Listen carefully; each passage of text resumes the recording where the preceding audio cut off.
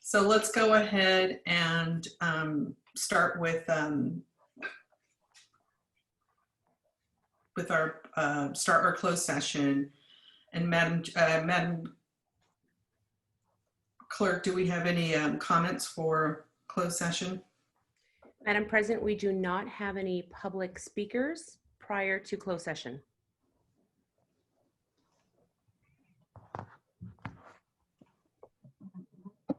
Okay, perfect. Then we'll go ahead and move to our first item. Before we do, I do see someone on the attendee list. So what I will do is I will just remove them at this time, and they will be able to join for our open session. Okay.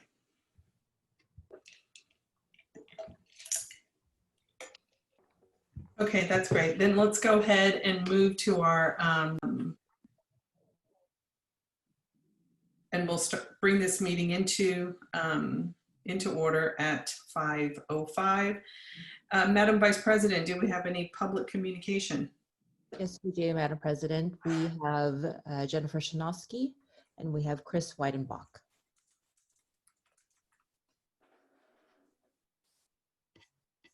Madam President, we do not have them, I see, in the room yet.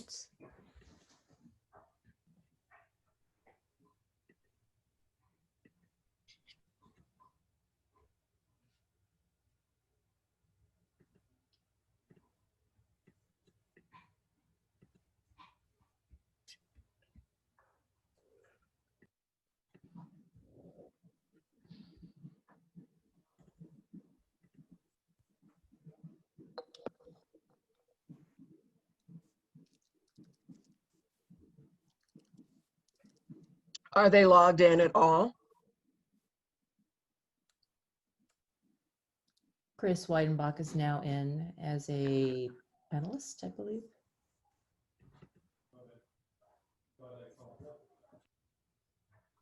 Hi, Chris Weidenbach.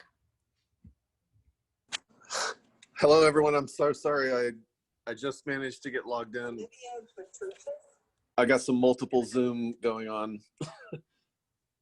Can you hear me okay? Yes. All right, thank you.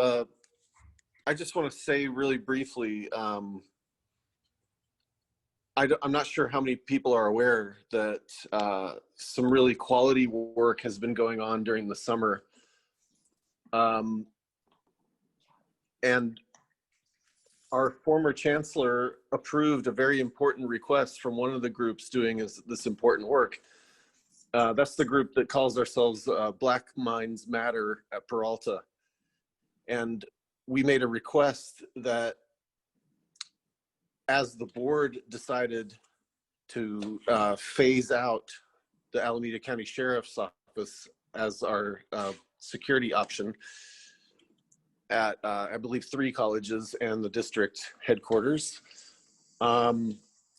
we thought it was important that multiple constituencies be involved in a committee to really look at what kind of a security and community safety body would replace the sheriffs.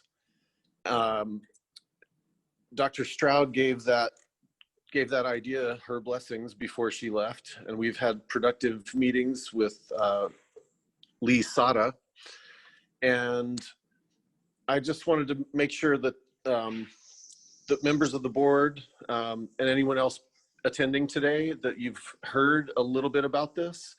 What we're considering and trying to build is a program that would include non-lethal security force, mental health counseling, social services or social workers, and a restorative justice, some form of restorative justice program, rather than the old model of lethal force and the threat of incarceration kind of coming on early in the game. From our committee is staying in contact with different leaders at the district office, and we look forward to making real progress.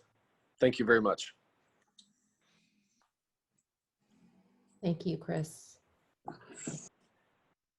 Our next speaker is Jennifer Shanoski, who I believe is also in the room at the moment. Hi, good evening. I just wanted to thank the board for their deliberative and thoughtful process in looking for an interim chancellor to help us to move forward and move ahead together. And I also wanted to just take a quick minute to acknowledge Acting Chancellor Carla Walter and her good work in stepping up and stepping in and helping to get the semester started. And finally, I really wanted to speak tonight because I wanted to acknowledge the faculty who started teaching on Monday of this week. I don't think that we all realize, but faculty, many of them had to totally revamp their entire jobs. They're teaching brand new classes in a brand new environment with brand new technology, and they've done it mostly without complaining, by just putting their heads down and getting it done because they wanted to serve their students. And I know that everyone has undergone a lot of transitions in this time, but I really think when we look at our working conditions and what we do for a living, our faculty are really to be commended and thanked for all of the many hours that they put in to serve their students. So thank you to all the faculty, to all of our members, and thanks to everyone who supported them in doing that work. That's it. Have a great night. Thank you, Jennifer. Madam President, that ceases our public forum. Fantastic, thank you. We will go ahead and move to item 2.2, review and approval of the 2020-21 board goals. And I will pass it on to Dr. Benjamin. Good evening. It's so nice to see everybody. And as you know, in a meeting recently, you appointed an ad hoc committee consisting of the board chair, board president and vice president, and Trustee Brown. And we met, I can't remember now, a week or so ago to work on some draft goals for your review, revision, and approval tonight if possible. They were included in your board packet, and they are based on the work that I did with you on July 21st and August 3rd in 6 hours of meeting where we conducted your self-evaluation. And hopefully you see this as a reflection of some of the things you said in that meeting. I took copious notes, and we kind of powered through to come up with these 6 broad areas. And now they are here for your discussion, review. We also indicated in a column, so we have the board goal, the actions the board will need to take, the key actions to achieve that goal, and then the completion date or duration or time period in which this is supposed to be done. So I'll just open it back up for discussion, and I can make any changes and we can go from there. Trustee Bonilla, if that's the way you'd like to proceed. Most definitely, and I'm just really excited to see this document before us. Kudos to all of the trustees for their participation, and thank you to Dr. Benjamin for facilitating and leading us in this draft that we have before us. So I think this is something that the board actually needs to consider for adoption. I'd like to see if we could move this for approval and second, and then open for discussion. Do I have a motion to approve? So moved. Moved by Trustee Brown and a second by? Second. A second by Trustee Withrow. Thank you. Let's go ahead and open for discussion. Even if it's just to share about the process.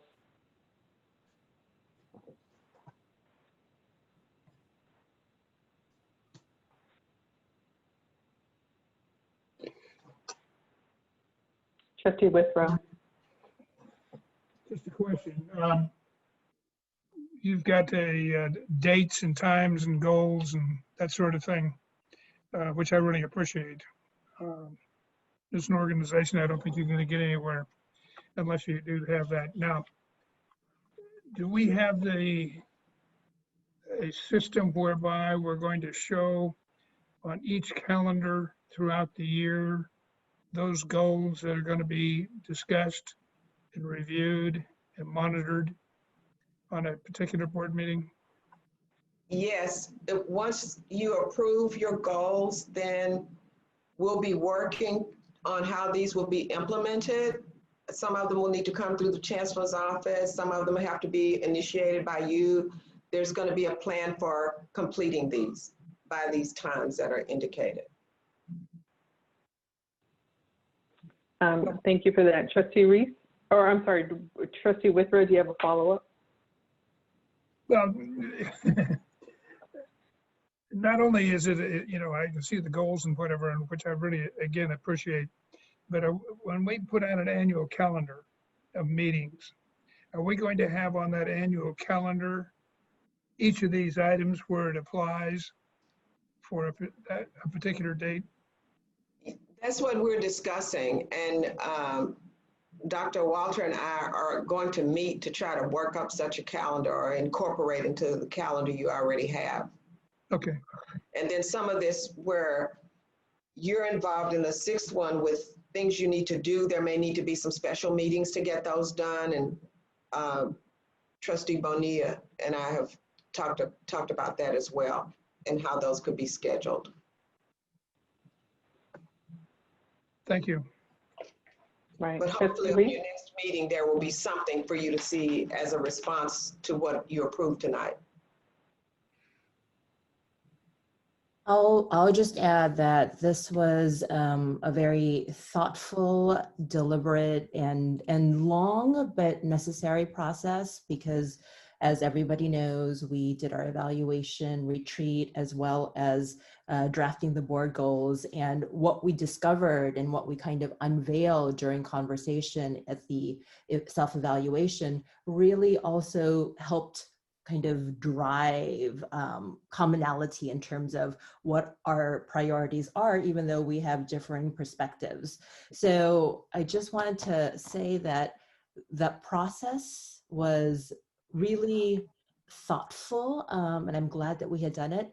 And seeing the board goals here in front of us makes me wonder how we were even able to carry on without having a nap for a seemingly long period of time, but cohering all of these ideas into key actions, into particular durations is just great. Thank you. I'm glad that we have this. Other thoughts, reflections?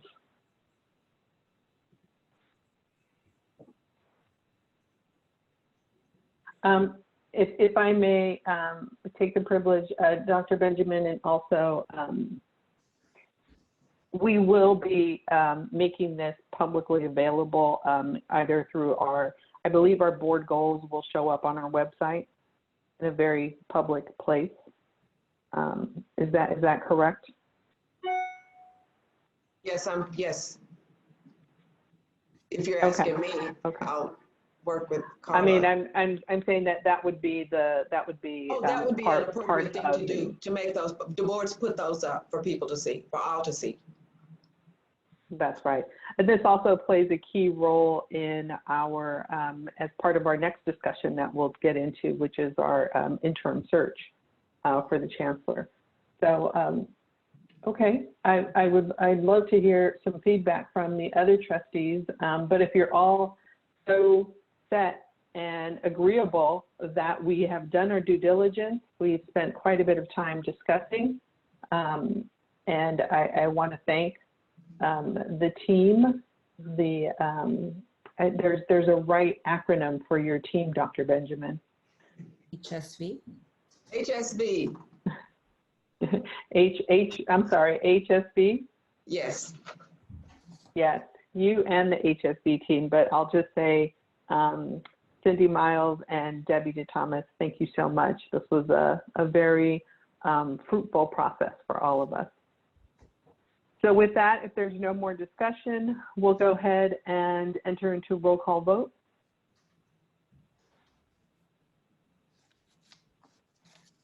Thank you. Trustee Withrow? Yes. Trustee Brown? Yes. Trustee Handy? Yes. Trustee Gonzalez Yuen? Yes. Trustee Weinstein? Yes. Trustee Napolia Bella-Reese? Yes. And President Bonilla?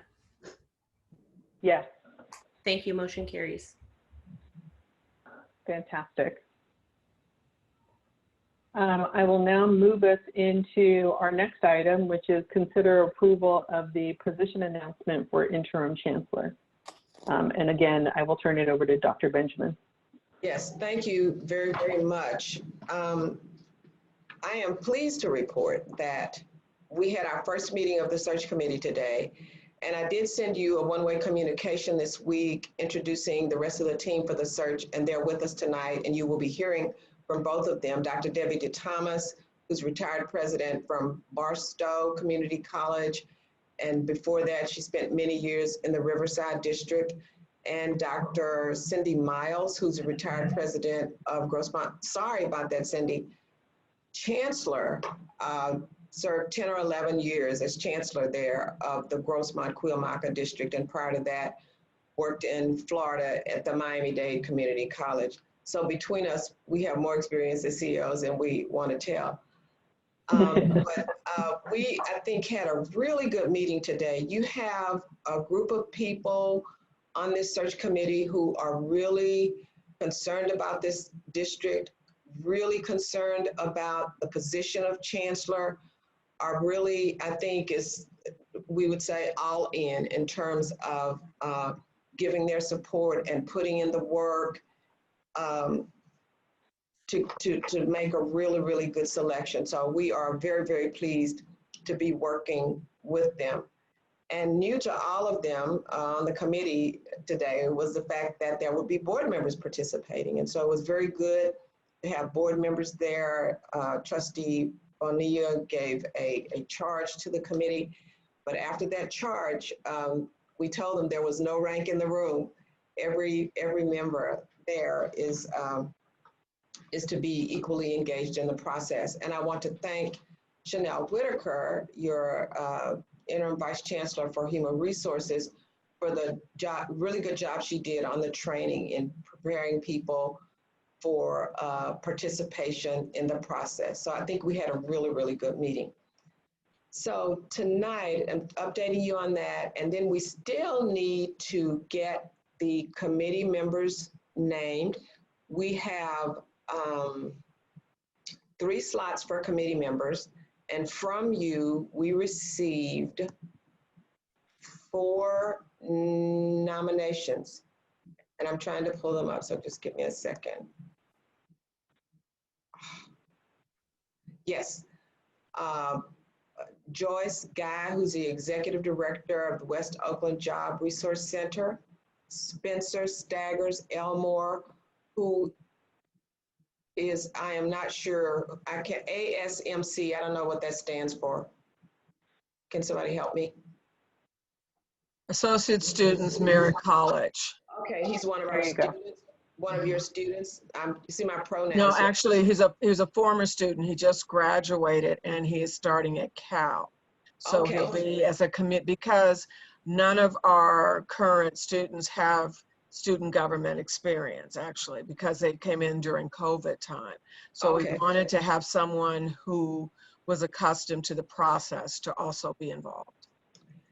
We have also nominated Melissa Wilkes, who is the Alameda County Auditor, and Judge Vern Nakahara, former Alameda Superior Court Judge. So those are the 4 names that were placed in nomination. We had our meeting today. So these individuals, the ones who serve, will need to go through the training. We'll have to set up a special meeting for that. They will have to participate in the paper screening, which will be held. And I think you probably, those of you who recruited probably had the schedule on September 11 through 15. And that's not a meeting, it's on their own time. And then participate in the interviews, search committee screening on September 16th, and then again on the 17th and 18th. So that's the obligation. My recommendation, I may be going a little bit too far here, but in the interest of time, and if you would agree, and I'm not trying to force this on you, so, and I don't know what process you use, but if you could,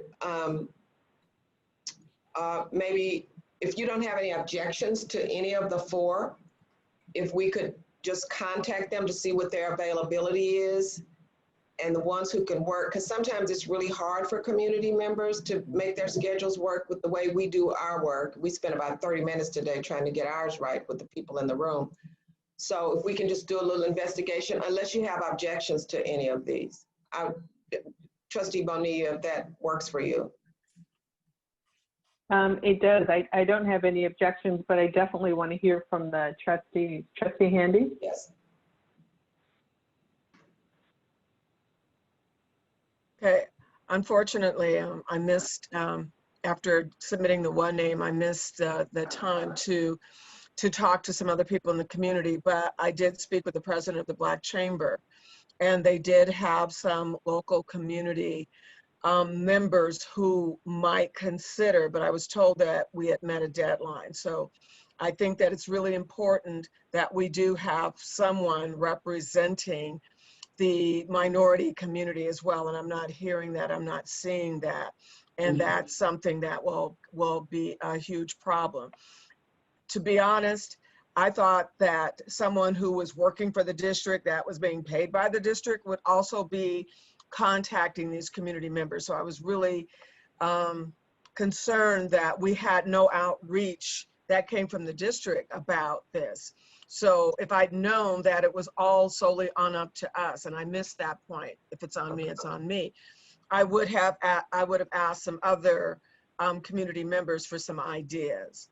So this is something that can be rectified, and I think it's something that would definitely be a problem if we proceeded without offering the opportunity to have some of the other members in this community add on. If they can, they can. If they can't, they can't. But if they can, if you can have a name tomorrow and they can do it, fine. If not, but I don't have objections to you moving forward with the 4 names that you already have. I'm just looking at some of the other areas that we really should have plugged in. Yeah. Thank you. Thank you, Trustee. Trustee Gonzalez? Thank you. Not really knowing any of these applicants and not seeing any background information, I'm pretty much agnostic on the list. And I suppose what I would suggest, rather than the board trying to make a call here in the blind, basically with just a name, is proceeding, Dr. Benjamin, with your suggestion. And if all 4 of them can participate, then we have an extra member, is what I would suggest. Again, I got no ponies in this race. I'm mostly interested in seeing the process move forward expeditiously. So if they can all participate, I'm all for it. And if there's a way, as Trustee Handy had suggested, to extend by a day without it delaying significantly, I'm not sure then how we reapprove, because I think that the board needs to approve the committee. So I'm not sure logistically. We don't have time. Well, we didn't approve if I'm recalling correctly, Brenda, you can help me on this. The committee, you approved the committee composition. The committee composition is what you've approved, and you left it to us to find the people to fill those positions. So you're not approving the list of names.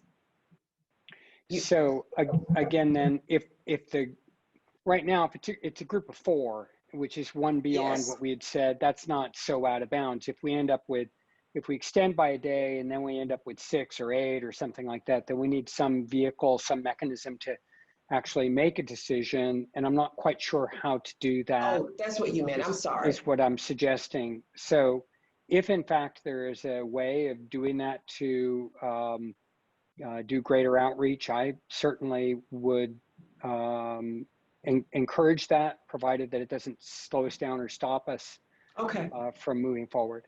Thank you. Any other comments? So Dr. Benjamin, I also am in agreement that because there are just 4 community members, that if there is consensus amongst my colleagues on the board, that we proceed forward with the 4. It's most expeditious, and the fact that the committee has already met and we have to do a makeup orientation training for the community members, we are already butting up against some time restrictions. That would be my suggestion as well. Okay.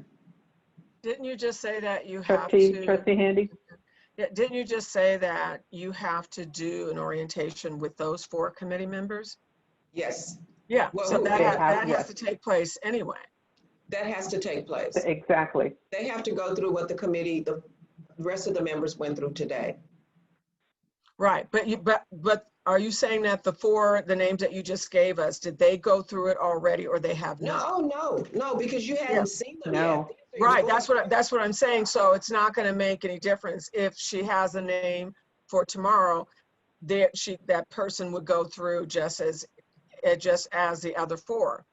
But I'm saying this is not adding or extending anything. Am I missing something here? No, we've already made an extension as a result of us having to approve the community members today. We would have, yeah. So I'll just Wait a leave it minute. there. We're on Are we track. talking about the same thing? I'm not. It's not clear what you're saying, Jelena. Yeah. I think you're saying the same thing. Okay. We are saying the same thing. So if I can repeat it to you to make sure I have the direction straight. We should contact these people to determine their availability, check with the Black Chamber to see if there's someone that they might have. Today is Wednesday. We could do this by Friday and schedule the training for next week. I added that part. You didn't tell me that part, but is that what I heard? Trustee Handy, you have to unmute yourself. That's what I thought I heard. I was confused when you were talking about extensions, Jelena. That's what I'm not understanding. Right. So I think there's a little bit of this not being as clear. I was not looking at reaching out again to other constituency groups in the community. I was focused on the 4 that we have today, and that we move forward with adopting the 4 names that have already been submitted. Okay. So if there was consensus amongst the board to do that. Okay, but in my understanding, because I don't. Okay, yeah, because I'm not sure reopening up the process for identifying additional community members at this time. That I think is going to potentially cause a delay in the process. That's what I'm saying. Okay, no, that's not what I was talking about. I'm saying when I spoke with Kathy Adams and she had a name and we were going to submit the name, or she was going to contact the person to submit the name, and then we found out that the deadline was that Friday. So I was not talking about opening up another process. If so far what I'm understanding is we're dealing with people who have submitted their names, and that's it. And we voted on the positions, not the names of the people in the positions. So if there was one other community member that she recommended, I didn't see whether that would delay anything, since all 4 or 5 would still have the process to go through. That has not happened. And we are not, Got it. we are not voting on the names, we're voting on the acceptance of people filling those positions. Got it. Got it. Okay. Thank you for clarifying that, Trustee Handy. Can I ask a quick question? If I think in the composition, we had a certain number of community members. If by chance, because now we're thinking not just 4, but potentially 5, if by chance all 5 happen to be available, then where to from there? Because I think that exceeds the voted on composition for the category of community members. It does, but that would have to be resolved today, because the board has the authority to change the composition of the constituency groups. I'm okay with that. I think that's fine, because it sounds like Trustee Handy does have one strong potential candidate coming out of the African American Chamber, if I understand this correctly. And so that would be adding the 5th person. And if that is okay with the structure, if I'm looking at Dr. Benjamin, I'm kind of getting a little bit of head nod that would not, it would not change, it wouldn't change much for us. So I'm okay with that process. Trustee Gonzalez, I seen a hand go up and I seen a hand go down. I'll just pass. Thank you. So, Dr. Benjamin? Oh, you're waiting for me to say something. And I think Well, no, now I have it potentially. So we will connect, give these people these dates and times, which are now, we cannot change. They're just kind of set in stone after today, around COVID schedules and your employees working at home, taking care of children, you know, just all of those kinds of things. So we cannot move the dates. These individuals can participate only if they can commit to being present at every single one of the meetings. So 5 gives us a good number. We may get all 5, we may not, but I feel pretty certain you'd have some community representation, because these are your appointees. We will get to work on this immediately. I'll send you a one-way communication to let you know how it turns out. Does that work for everybody? Yes. Okay. So now we move to the the job announcement. It goes out, the position announcement. This is so exciting. And I want to thank you, board members, because every single one of you participated in the survey. And I cannot wait. Can you, Cindy, for them to see the results of the survey? You know, the survey, one of the first exercises we did together was for you to come up with the traits, the characteristics, the priorities, the first thing that you wanted this person to fulfill during the time of his or her tenure, or their tenure, get my pronouns right. And what you wanted that person to be like. And we sent those out to your entire college community, college district community. And we had 248 responses. So we first want to give you the results of that survey.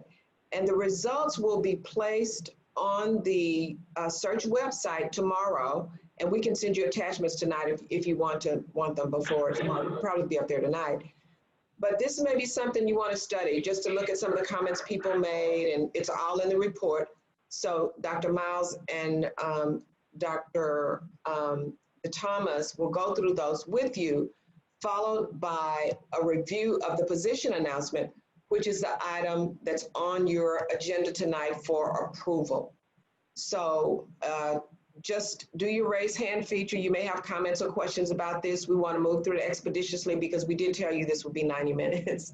So take it away, Dr. Miles and Dr. DeThomas. I think Dr. DeThomas may start, I'm not sure. Yes, I am going to start, and Helen covered quite a bit of it, but I do want to start by, first of all, thanking Mark Johnson and his team. They did a fantastic job, and Mark did it even before he was taking off on vacation, and when he was gone, he appointed 2 replacements to keep up the reminders, and we really appreciate the work that he did, so, and his team. So as Helen said, the survey went out to all of your employees and to your student leaders, asking them what institutional priorities and desired qualities they would like to see the interim chancellor have. And that was, of course, based on the input from the board prior to the development of the survey. The survey also went to the board, and as Helen said, you all completed it, which was fantastic. It was conducted electronically, and the results came back to HSV, so it was very much anonymous and respect for the individuals filling it out. The time of the survey was August 7th, actually, that it went out, and then it closed on August 21st, 248 responses. You'll see a breakdown of classified staff, students, faculty, and part-time faculty and administrators. And then, as you all know, the board did complete it completely. So I'm going to turn it over to to Cindy to go through the results. Thank you, Debbie. And I'll just underscore the thanks. And I think you all should be very proud of this, because not all districts go to the trouble of doing this kind of deep preparation, especially for an interim search. So I think that you'll see some outcomes from this, and certainly it helps you all calibrate on what you're looking for. I think it's what's so critical. This first page, and by the way, this is posted on your board docket, and as was said earlier, this will be after tonight.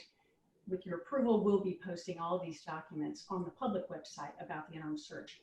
So what you see on this front page are the findings. So this is the synopsis, and there were 11 institutional priorities that came from the board. You know, the board set the original brainstorming and ideas with Dr. Benjamin in your planning retreat, and established these top 11 priorities that you all had identified. The survey included all 11. It went out to the Peralta community, and among all the constituent groups, what you're seeing written here are the top 5 ranked priorities, the things that your interim chancellor collectively, what your community and what you as the board are saying should focus on in the next year. So there's your top 5 to-dos, if you will. And you see they start with improving the district morale. And I'm not going to read to you, you can see these items. Second, moving into an item about accreditation, the importance of ensuring the restoration of full accreditation. The third being that central foci on student access, equity, and success for the district.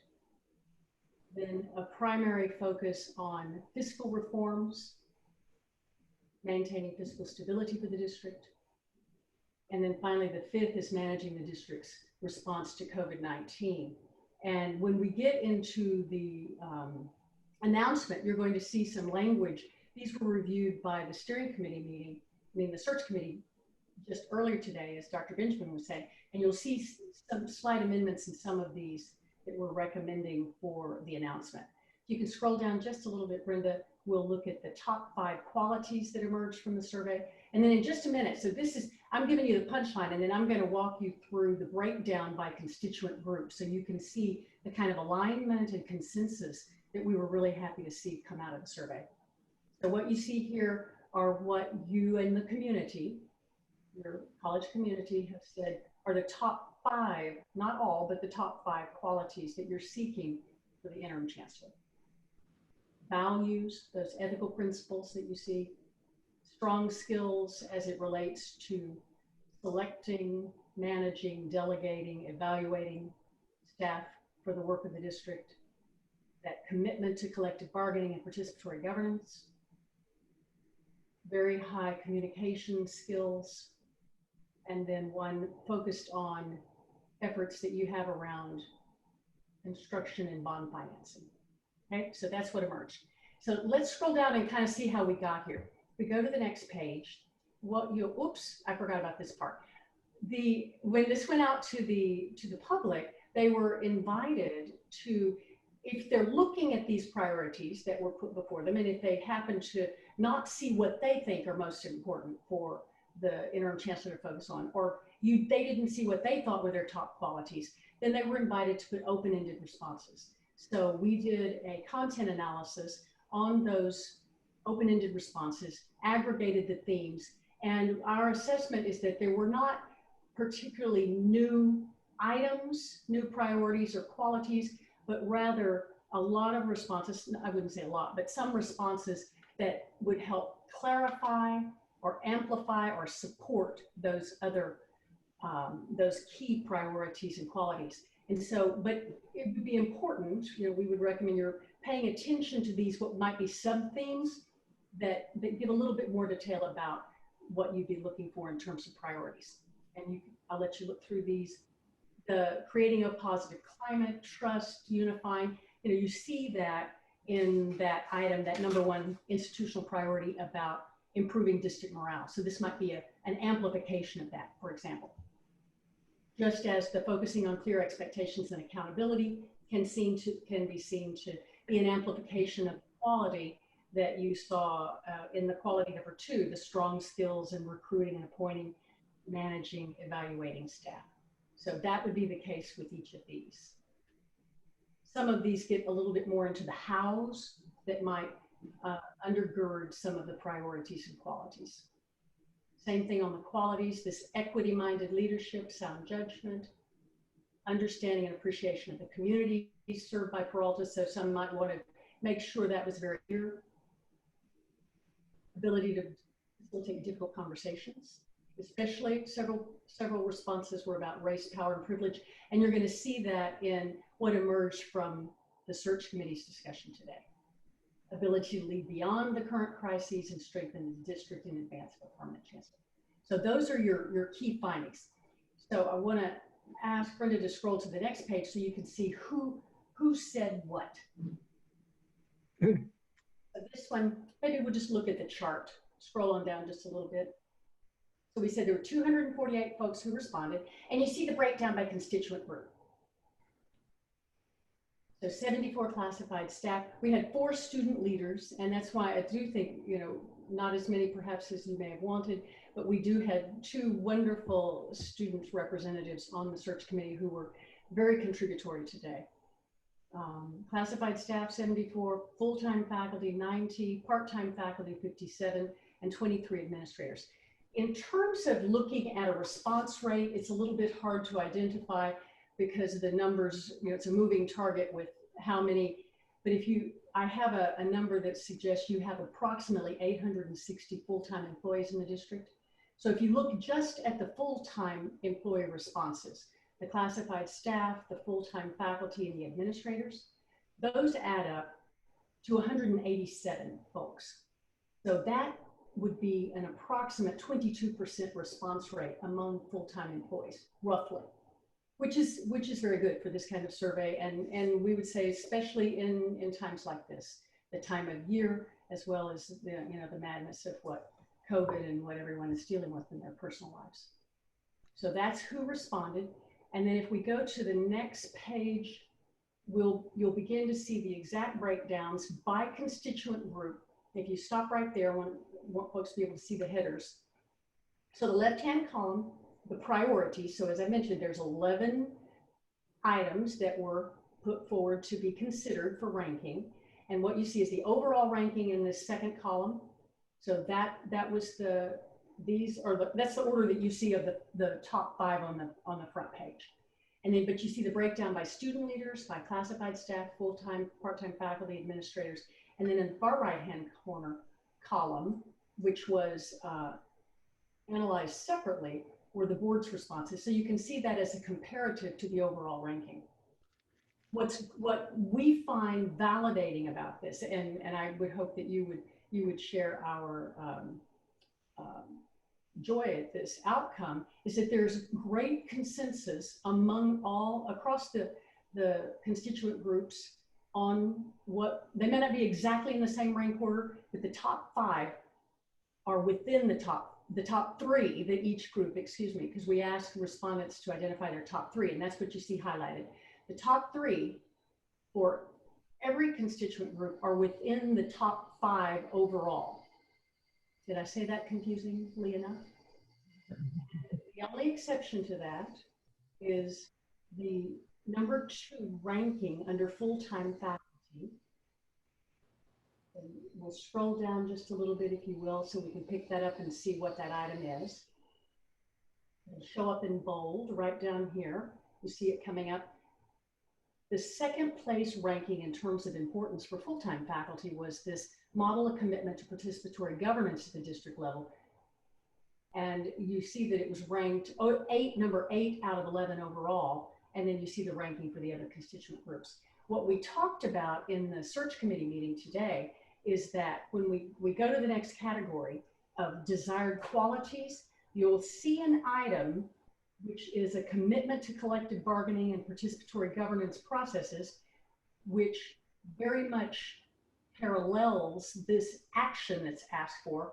You have a desired quality that matches this, that's the number 3 top quality. So we're hoping that it picks up that valuation and a desire of the full-time faculty in that regard. Stop for a moment, I've been talking a lot. Good. Questions at this point? Then we'll move to the qualities. We'll scroll on down. And you may enjoy looking at these in more detail if you're kind of a researcher nerd. Some of us are that way. So you'll see, as I mentioned, there are 8 qualities that were asked to be ranked, and we saw the same kind of outcome, that among the top 5 that was ranked overall, you'll see the top 3 that each group identified fall within that top 5. And with the one exception being, and we talked about those already, so I won't go over them again. If you'll scroll down just a moment, Brenda, you'll see, look in the column administrator, and you'll see, there it is, right there, the next to the last. Positivity and excitement to lead the Peralta Community Colleges was ranked number 2 among administrators, and it was ranked number 7 out of 8 overall. But again, we saw that this could be reflected in some of the other qualities and institutional priorities. And it certainly doesn't mean that these are not important, and these are items that would be looked for as well during the interview process. So that walks you through survey responses, and you can look at these in more detail on your own. Any questions? Anything else I can lend to you in this regard? Debbie, Helen, did I miss something? No, not that I noticed. Just if they have some comments about the survey and that kind of thing. Sure. And I don't know, did you not want to mention the open-ended responses? I went through those briefly when we were running through, but if anyone has any questions about them, I would definitely entertain those. Okay. I feel like I was a math teacher, you guys. I was a math teacher. I recognized the eyes glazing over. Cindy, you didn't say this time about who conducted the research for us. Oh, thank you. Yeah, an independent, really talented institutional researcher that works privately out. This was not done within your institution. This is a private consultant outside that works for HSV, works for Dr. Benjamin. And so they kept this we feel like that really amplifies the integrity of the process and protects the anonymity of responses as well. So yes, thank you for that. And I'm sure there should be some questions. And I see Trustee Gonzalez has his hand raised. Sure. Thank you. What a response. Employee groups within the district. The one area that I think probably was disappointing to everyone was the low number of student participants. Right. And wondering if there is some way of more proactively raising.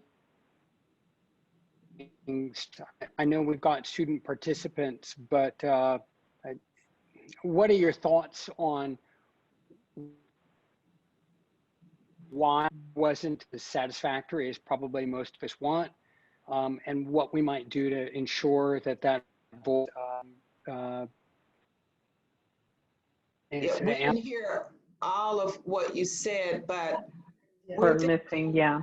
yeah, we did it in the summer, was part of it, and this was we sent it out on August the 7th, and we were concerned about sending it to all the students, and so we asked each college to see if, because we were trying to guarantee some responses, we asked the person responsible for student activities, or whatever, or Chanel did, at the colleges to send it out to those students, and some they could get and some they couldn't, and that's part of the reason why we had such a low turnout. But we made a conscious decision not to send it to all of the students. We thought sending it to student leaders might work better and guarantee a response, but you can see how that turned out. Thank you. You're welcome. If I may, we all share this concern, but I mentioned it earlier, and perhaps the other trustees who are on this search committee can validate. I was actually very moved by the contributions from the students who are on the search committee. It was pretty profound.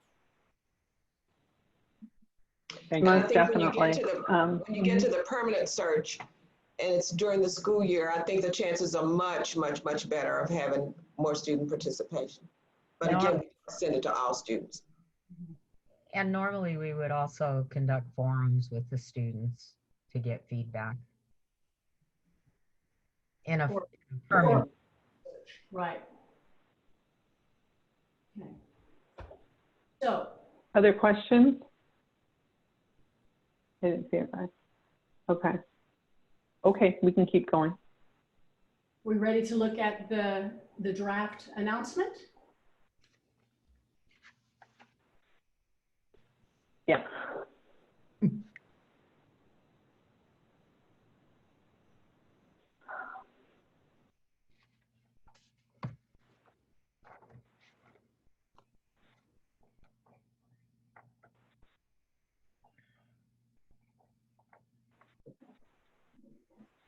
Thank you. So here we go. And as I mentioned, the search committee spent a good little amount of time going through this and making some changes. And I want to point out the kinds of changes they made, which I think are quite instructive. So what you see here is somewhat standard. This is condensed. I'll start by saying this is a 2-page document, and it's purposefully condensed so that it's part of the expedited process. So we're saying a lot. We're paying our words well to try to say as much as we can in small space. But you have the introductory that sets the stage, to whom the interim chancellor would be reporting. But I will note that this final sentence, the board seeks an experienced community college leader who embodies respect, enthusiasm. The committee added equity mindedness to this. There was a very rich discussion about the culture and values of the Peralta district and the importance of equity and social justice and a commitment to these values that I think we'll see appear in here. So there was an attempt to add that in here, mentioning that it's unifying participatory leadership beginning October. The date it's not specified. It's left to the board, of course.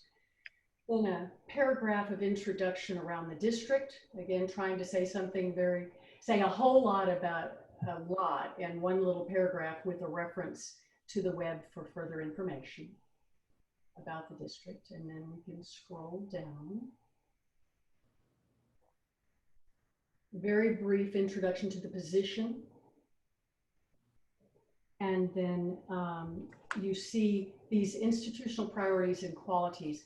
So what you'll see here, you'll notice that in the institutional priorities, there are 6 here, when originally there were 5, and that we identified as the top 5 from the survey response. There was a discussion that the number 6 about the successful planning, development, and construction of educational facilities and bond financing programs somehow had found its way into qualities on the survey. And there was a good observation that this is really more about experience, and you want to hear from the candidate about what they have done with regard to this, rather than this being a personal or professional quality. So that appears there. So that's one difference from the survey responses.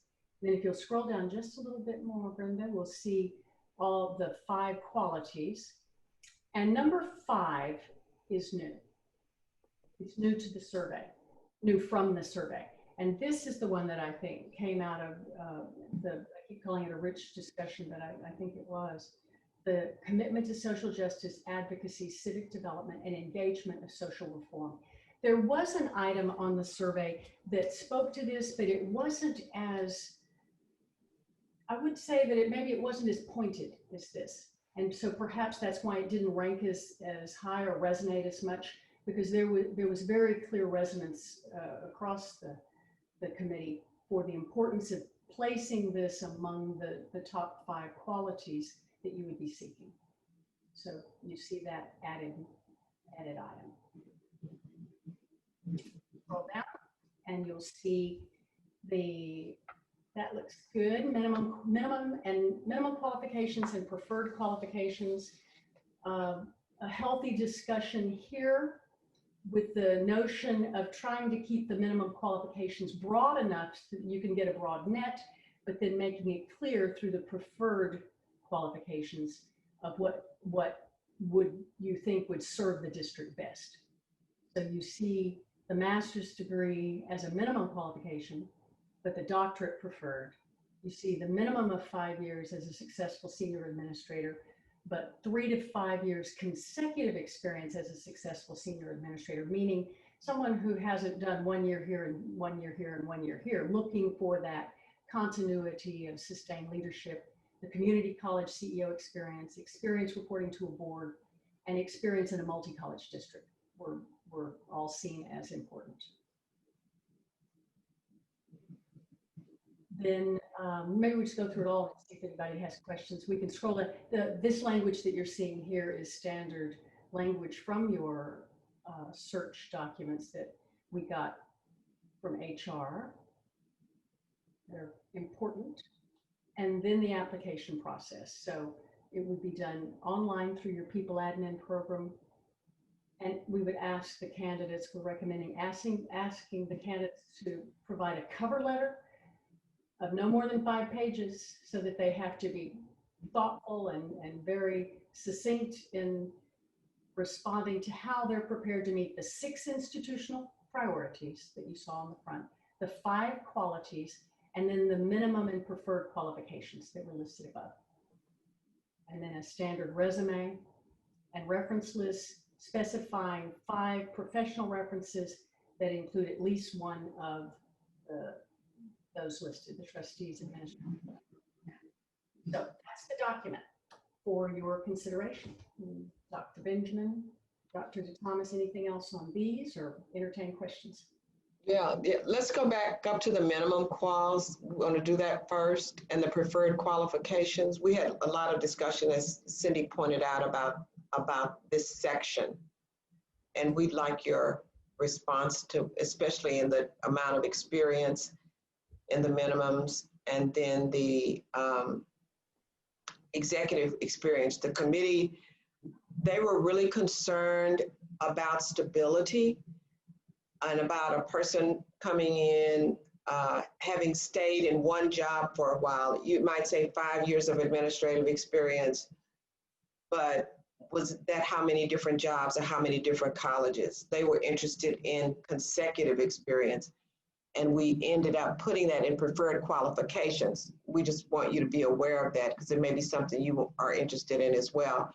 And then in the minimum, 5 years of demonstrated experience as a successful senior administrator, but more specific and the stability piece in the preferred qualifications. So we're interested in your input on this section and the qualifications you'd like to see in this person just out of the chute, so to speak.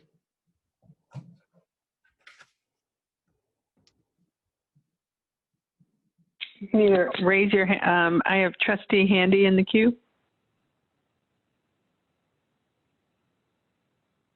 Trustee Handy. Yes, I was looking at that. I think that it's in an interim. We're not looking to give someone a learning curve. We need someone who does have that experience. For me, 5 years at a minimum. There may be some other factors in there, but it would be different if you're looking at, on long term. But this is, we're in an emergency situation. We're looking for someone to come in right now. So we're not really in need of people who don't have the skills to jump in running. So I understand why people were saying that, and I understand why you put it there. I'm just thinking that in the long run, it's most important that person probably is going to need at least 5 years of experience to be able to come in and manage 4 colleges. And anything less than that would just kind of be a waste of our time because this interim person may be in that position for a while, depending on how long. So I know it's going to be challenging all the way around, pushing for something this quickly, finding people with the qualifications, and then going into a main search later. But what the district needs is someone who's skilled and experienced. And if they have that experience from staying in one place for a long time before they retire, then so be it. I don't have a problem with you staying in one place. 5 years or 3 years cumulative experience, no. That's not enough. It needs to be a minimum of 3 years in one role. That's just my thinking.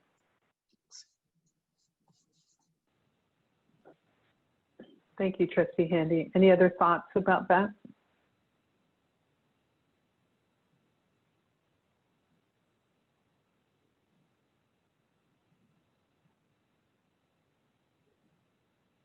And I would just like to echo Trustee Handy's statement. I think she brings up excellent points, and I definitely support that a 5-year, 3-year consecutive at minimum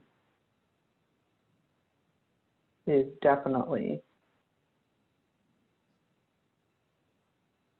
resonates for me. But I'd love to hear from some of the other trustees. Trustee Gonzalez. I don't know, I feel pretty mixed about this. In general, I tend to agree. On the other hand, I think that the argument about being interim kind of goes both ways. We're looking for somebody who can come in, we need a broader pool. If we end up with a really high, hurdle that they have to get over, it may be that we end up with a tiny pool, which is where we were the last time we went out. And I think we want a broader pool. If we get the broader pool, then the committee is able to do an assessment and say, well, does this person bring the skill set or not? If we set the threshold really high, well, we can't even make that determination. I mean, in general, I tend to agree that we want the longer tenure in a particular institution for that stability. And yet at the same time, when we look statewide, a lot of administrators just aren't sticking around at any institution for 5 years. Now, that is the sad fact of administration within the California community colleges. It's an institutional problem that's not ours uniquely, but that's the world that we're in right now. So I as much as I tend to want that for the longer term, I think maybe we've got a big committee here. They will do their work and we'll see who gets forwarded to the full board. If we are not satisfied, we can kick it back, but we can't kick back what we can't see to begin with. So I don't know. I'm going to just shut up because I got more intelligent to add here. Thank you for sharing that. Trustee Reese? I agree. I hear what Trustee Yuen is saying, because I think that he is right on in terms of the turnstile mode of administrators at colleges these days that probably didn't happen so much then or earlier on. But I think that that's also where our discussion earlier about the division between minimum qualifications and preferred qualifications come into play, because the minimum qualifications actually articulating a minimum of 5 years experience is casting that net wide. And so once you've cast that net, because we certainly want somebody here who's actually had experience, at least 5 years as an administrator. And then once they've made it past the minimum qualifications, then they make it to the interview. And then in the scoring portion, which you all are probably going to be talking about in a second, that's where the preferred qualifications of 3 to 5 years consecutive experience ends up being to their benefit as a point or 2 or 3 or 4. And so I think casting wide, but then narrowing it once you've got these individuals coming to the fore, because I think it would definitely be an error to bring somebody in who didn't at least have 5 years experience, because every single day we have somebody here, whether it's interim or non-interim capacity, that is unable to do the job. We continue to sink as a district. And so for me, that's obviously quite important.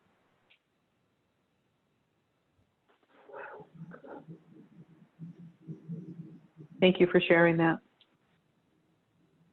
Other comments? I just want to remind you, and this is not because of anything was said, that these first 4 will determine who gets to you. Right. Or who gets the interview, yeah. And then from the interview, then to you.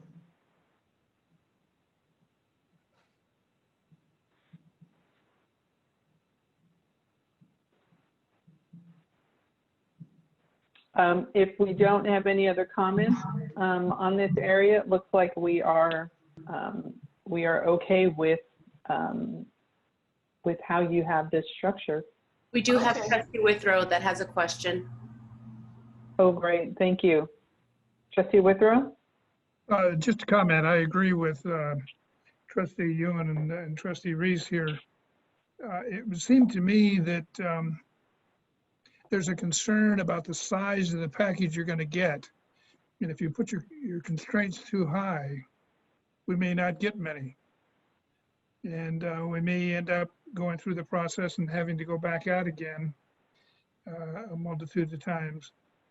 But if in fact we lower the constraints for the pool that we're looking for, and then once they come in, use the stricter, if you will, criteria, to me, it would make sense. You know, this issue of turnover of administrators in the state of California, community colleges in the state of California, is not something just off the cuff.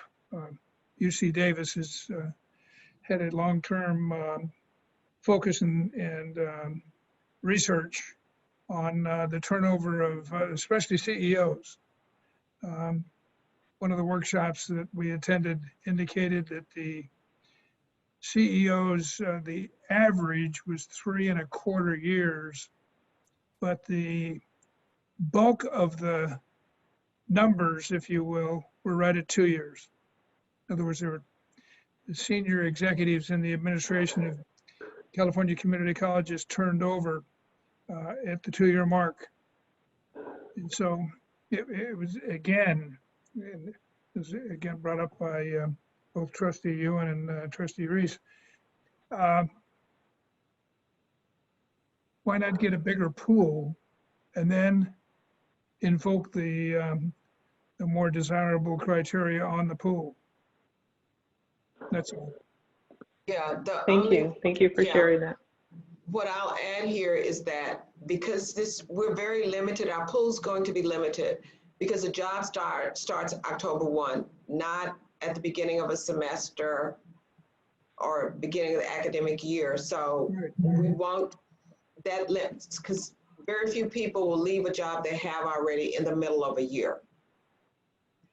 And my guess is that most of the people we'll get will be people who are unemployed or people who are retired, people who are in a job that they currently have, but might want to try this on an interim basis. So it's not going to be, it's not a wide open, like it's not the season in which people are looking for a job to start on October 1st. That's right. So that limits it by itself.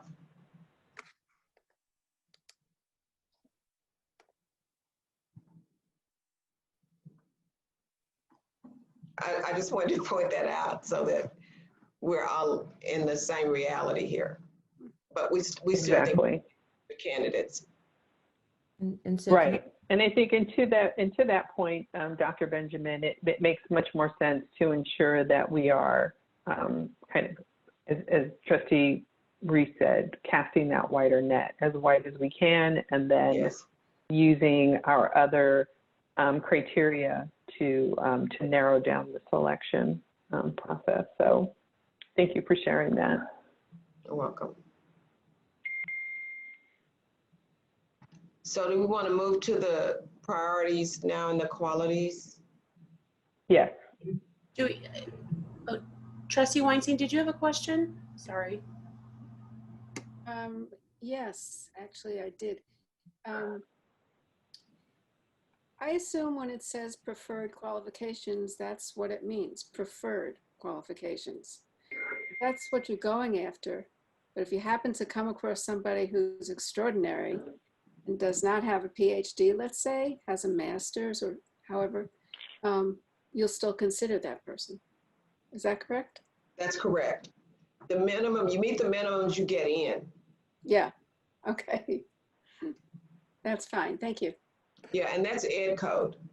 Okay.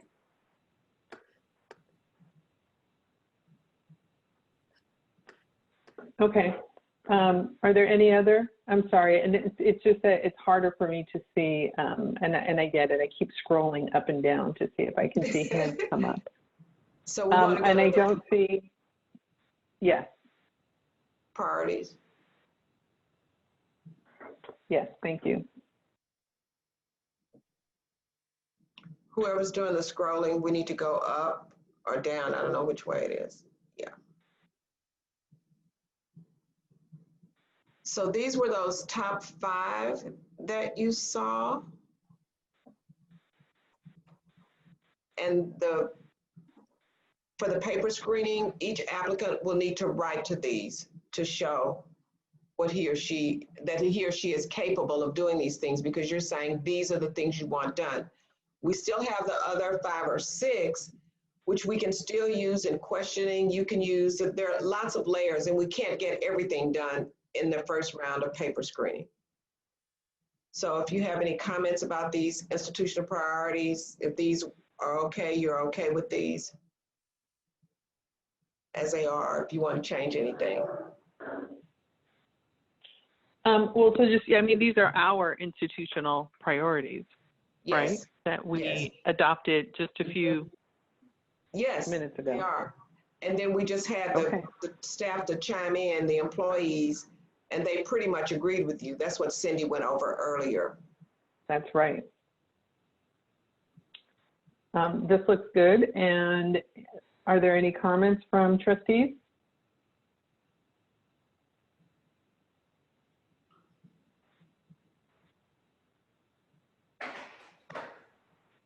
And hearing none, Dr. Benjamin, I think we can continue.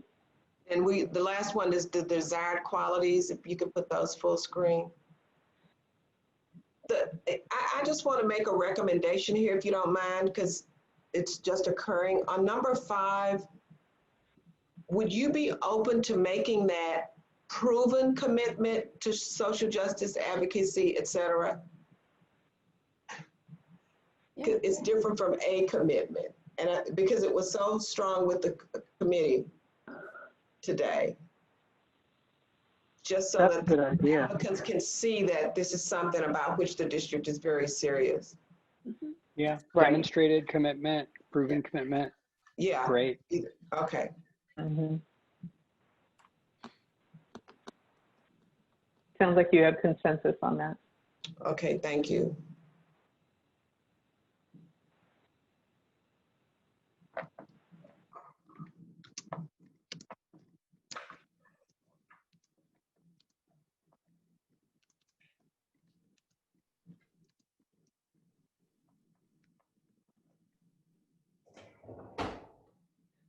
Well, Trustee Bonilla, it sounds as though the board members like their work.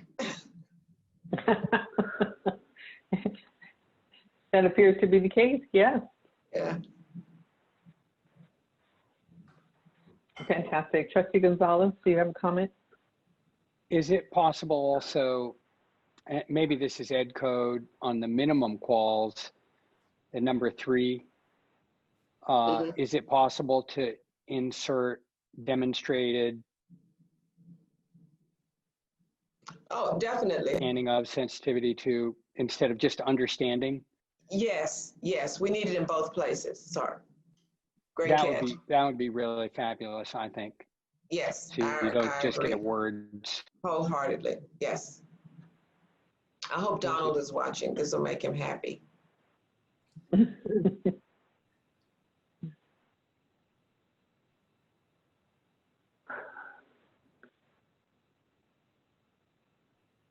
And you'll note that we added in there ability to work remotely, because that would be a new skill for people who haven't worked in a while.